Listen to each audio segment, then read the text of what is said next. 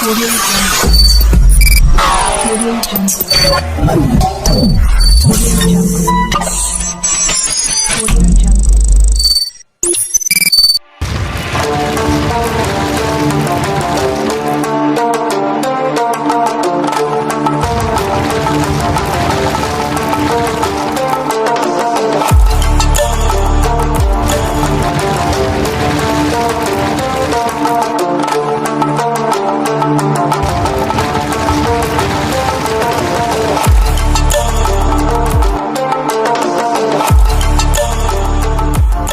Assalamualaikum dan salam sejahtera kepada Dr. Zamri dan juga rakan-rakan sekalian.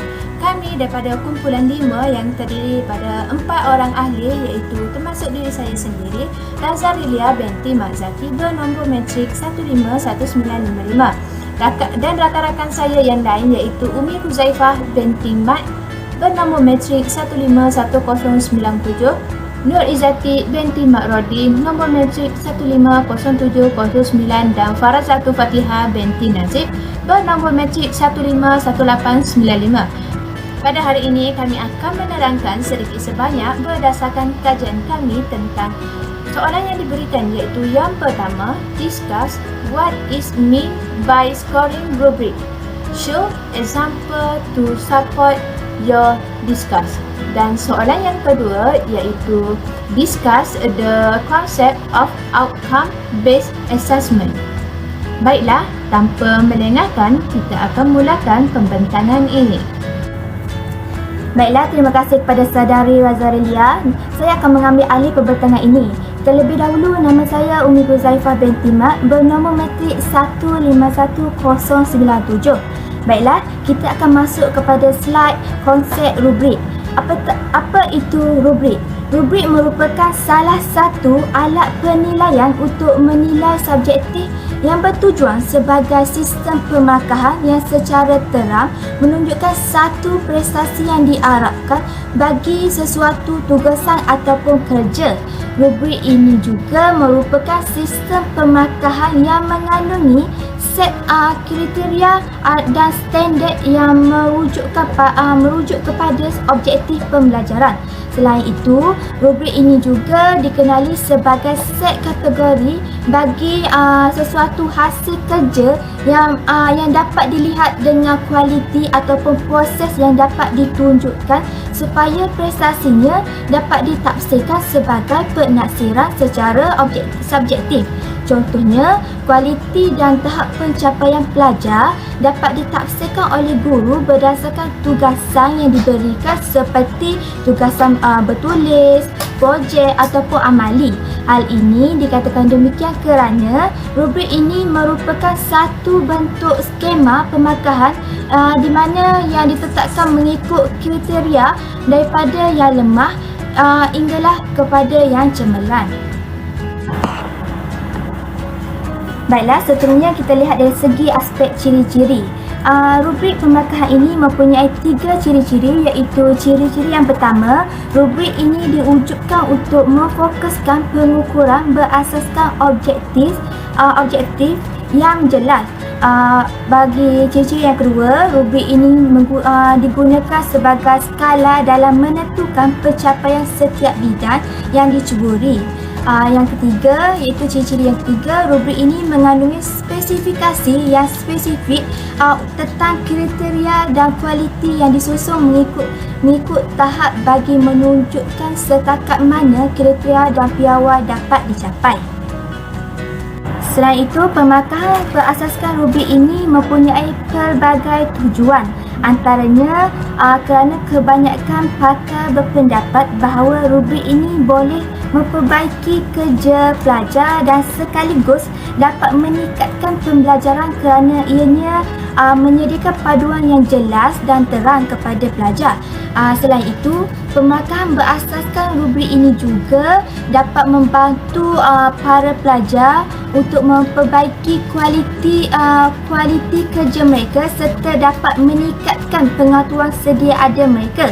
Guru-guru juga boleh menggunakan pemarkahan berasaskan rubrik ini bagi pelbagai aktiviti dengan sedikit pengubahsuaian. Hal ini sekaligus dapat membantu guru menilai dengan tepat dan tidak berat sebelah ataupun konsisten dalam pemberian markah hasil kerja pelajar-pelajarnya. Baiklah, pemarkahan rubrik ini mempunyai 4 jenis, iaitu rubrik pertama analitik, rubrik holistik, rubrik umum dan rubrik tugasan khas. Bagi jenis-jenis pemarkahan rubrik ini akan dijelaskan lebih mendalam oleh rakan pembentang yang seterusnya.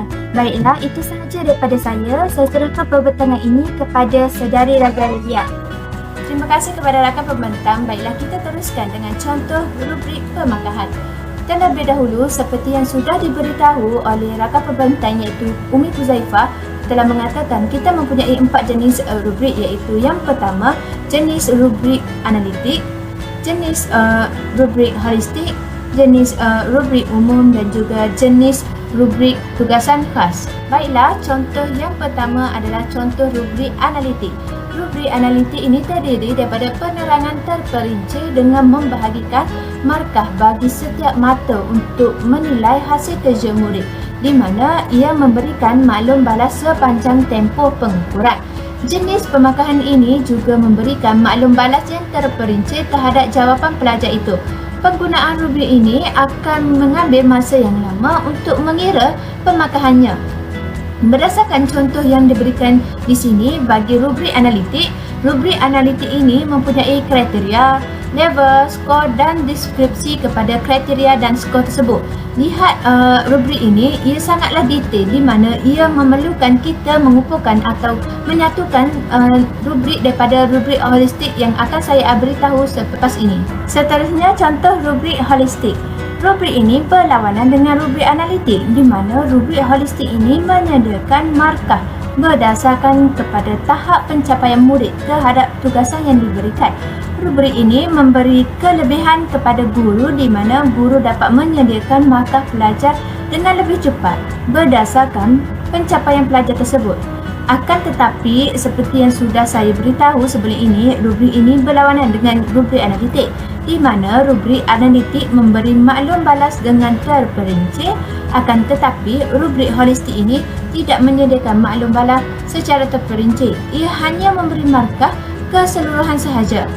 Berdasarkan contoh yang diberikan di sini, pemarkahan bagi rubrik penulisan, di mana kita boleh kategorikan kepada 3 atau 5 tahap pencapaian, sama ada pencapaian lemah, sederhana dan cemerlang, atau tahap pencapaian dari segi tidak memuaskan, adil, baik, sangat baik dan juga cemerlang sangat baik.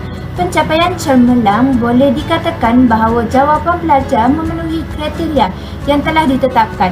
Jelaslah bahawa rubrik permarkahan ini mudah dilakukan dan memberi manfaat kepada pelajar untuk pelajar memperbaiki kesalahan agar tidak diulangi lagi.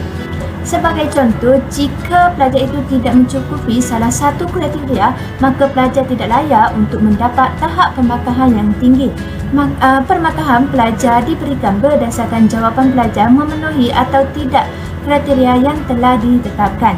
Kita dapat lihat bahawa kriteria permarkahan yang diberikan kepada pelajar itu seperti cemerlang, baik, lemah dan sebagainya ini. Markah yang diberikan seperti 0 hingga 10 untuk penilaian lemah, 11 hingga 20 untuk penilaian sederhana dan 21 hingga 30 untuk penilaian yang cemerlang.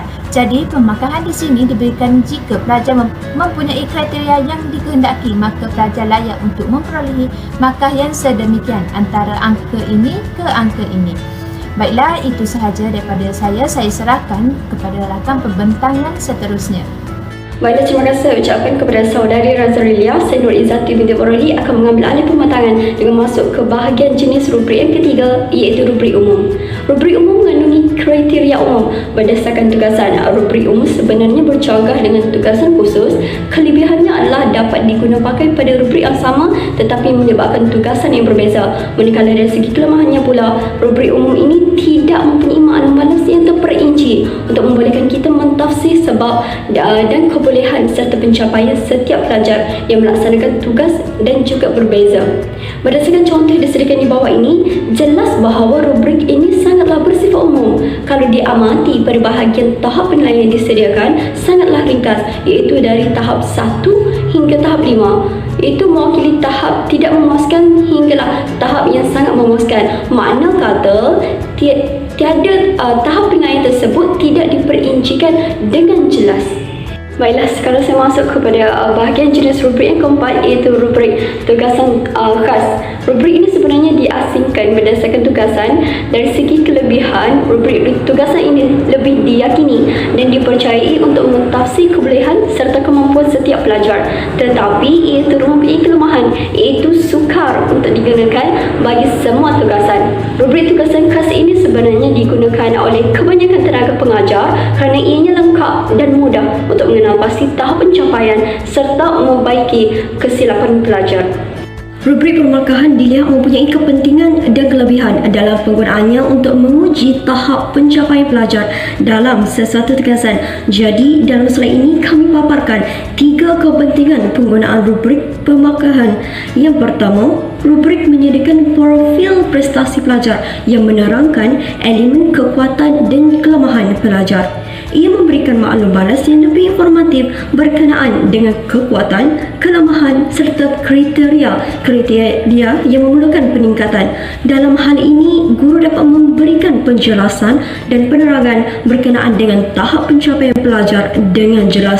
Kemudian, pelajar dapat menentukan cara untuk mengatasi kesilapan dalam tugasan yang lalu melalui penambahbaikan dalam tugasan kini. Oleh sebab, pelajar memahami kriteria yang diinginkan bagi sesuatu tugasan itu.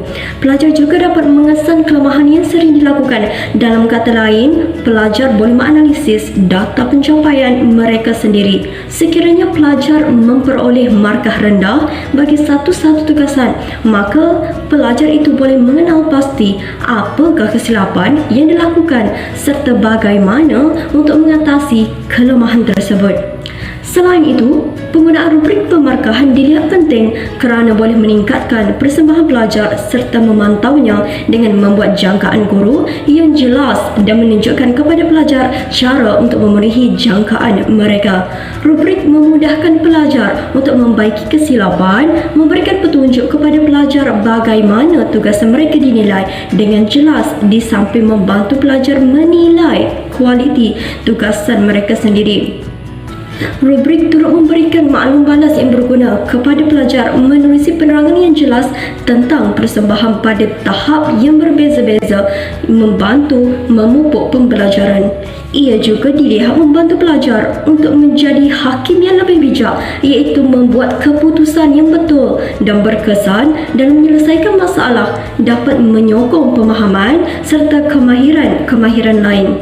Ketiga, kepentingan penggunaan rubrik adalah menjimatkan masa guru atau lebih tepat mengurangkan jumlah masa guru untuk menilai tugasan pelajar. Guru hanya perlu menjelaskan kriteria dalam istilah tertentu. Misalnya, ramai pelajar yang melepasi tahap memuaskan atau tahap yang dijangkakan, jadi guru tidak perlu menekan kembali topik tersebut kerana tiada keperluan yang memerlukan guru membuatnya. Guru hanya perlu fokus kepada beberapa orang pelajar yang tidak melepasi tahap yang sepatutnya sahaja. Sebaliknya, jika terdapat ramai pelajar yang tidak melepasi tahap seperti jangkaan guru, maka guru mesti memfokuskan kepada cara untuk mempertingkat dan memperkemas pengetahuan serta pencapaian pelajar lagi. Jadi sekian sahaja daripada saya serahkan kepada pembentas seterusnya, Saudari Farazatul. Terpersilakan saudari. Terima kasih diucapkan kepada pembentang sebentar tadi. Seterusnya saya, Farazatul Fatihah binti Nazif, bernombor matrik 151895, akan meneruskan pembentangan ini dengan menjelaskan maksud atau konsep penilaian berasaskan hasil atau lebih dikenali sebagai Outcome Based Assessment. Outcome Based Assessment atau penilaian berasaskan hasil dapat didefinisikan sebagai hasil yang memberi penekanan kepada penilaian output pelajar atau produk akhir yang pelajar miliki berbanding dengan input guru. Penilaian berasaskan hasil ini lebih memfokuskan kepada permohonan pengetahuan dan demonstrasi kemahiran dan nilai yang dimiliki dan diperlukan dalam konteks-konteks tertentu. Dengan ini, pelajar perlu menggunakan pengetahuan yang sedia ada untuk berfungsi dan menjadikannya berfungsi. Penilaian berasaskan hasil juga merujuk kepada pengumpulan bukti pembelajaran secara sengaja berdasarkan hasil. Ianya akan menghasilkan markah relatif kepada hasil, iaitu kriteria yang dirujuk berbanding pelajar yang lain. Melalui penilaian ini, pelajar dapat melakukan tugasan mereka apabila mereka mampu menyelesaikan sesuatu pembelajaran tersebut. Ianya berbeza daripada memikirkan perkara yang mereka pelajari kerana ia tertumpu kepada hasil akhir yang dibina oleh pelajar. Terdapat 4 ciri utama penilaian berasaskan hasil ataupun outcome-based assessment. Yang pertama ialah proses penilaian mestilah sejajar dengan standard pembelajaran. Guru-guru mestilah melakukan penilaian berdasarkan kemampuan pelajar. Yang kedua, penilaian seharusnya menyokong pelajar dalam meningkatkan pembelajaran mereka. Yang ketiga, penilaian juga mestilah mengesahkan pencapaian standard pembelajaran yang hendak dikecapi pada akhir pembelajaran. Dan yang keempat, melalui penilaian bersepadu. Sebagai contohnya, pelbagai kaedah penilaian yang perlu digunakan untuk membolehkan pelajar menunjukkan pengetahuan dan kecekapan yang sedia ada. Itu sahaja daripada saya akan menyerahkan pembentangan ini kepada pembentang seterusnya. Terima kasih. Baiklah, terima kasih saudari Farzatu. Saya teruskan pembentangan ini. Jadi OBE dilihat mempunyai kepentingan sama ada kepada tenaga pengajar ataupun para pelajar. Jadi sudah pasti kedua-duanya mempunyai jangkaan tertentu terhadap OBE. Jadi terlebih dahulu kita tengok dari jangkaan guru. Pertama, memastikan setiap aktiviti dapat membuahkan hasil yang diinginkan, tidak kira aktiviti dalam atau luar daripada bilik darjah. Kedua, menyediakan peluang kepada para pelajar untuk menunjukkan kecekapan dalam pelbagai modaliti. Modaliti di sini bermaksud cara menjadi atau mengekspresikan diri. Seterusnya, menyemak semula sasaran pembelajaran seperti yang didedahkan oleh penilaian keputusan. Jadi sekarang kita lihat pula dari aspek jangkaan pelajar. Satu, memahami dengan jelas dan kompetisi seperti yang diharapkan oleh guru yang bertanggungjawab sebagai pemerhati. Kedua, bersedia memperlihatkan apa jua yang diketahui oleh mereka. Dan yang ketiga, bersedia untuk mencapai prestasi yang tinggi. Rangkumannya, kami telah menjelaskan apa yang dimaksudkan dengan rubrik pada awal sesi pembentangan, iaitu rubrik merujuk kepada satu alat pemarkahan yang menyenaraikan kriteria untuk sesuatu tugas dan mentarifkan penggradean kualiti bagi setiap kriteria dengan jelas, iaitu daripada cemerlang kepada lemah. Pembentangan diteruskan dengan 3 ciri pemarkahan rubrik dan 4 tujuan penyediaan pemarkahan rubrik. Kemudian kami memberikan penerangan berkenaan dengan 4 jenis rubrik pemarkahan yang berbeza, iaitu rubrik analitik, rubrik holistik, rubrik umum dan rubrik tugasan khas. Selepas itu, konsep penilaian berasaskan hasil atau OBE telah diperincikan. Sekali lagi saya takrifkan OBE sebagai satu bentuk penilaian yang mana pelajar menjalankan tugas sebenar sama ada dalam bentuk replika atau simulasi jenis situasi yang dihadapi di alam realiti. Setelah itu, 4 ciri utama yang ada pada OBE telah diberikan penerangan dan diakhiri dengan jangkaan guru dan pelajar terhadap OBE. Jadi setakat ini sahaja pembentangan kami. Assalamualaikum warahmatullahi wabarakatuh dan sekian. Terima kasih.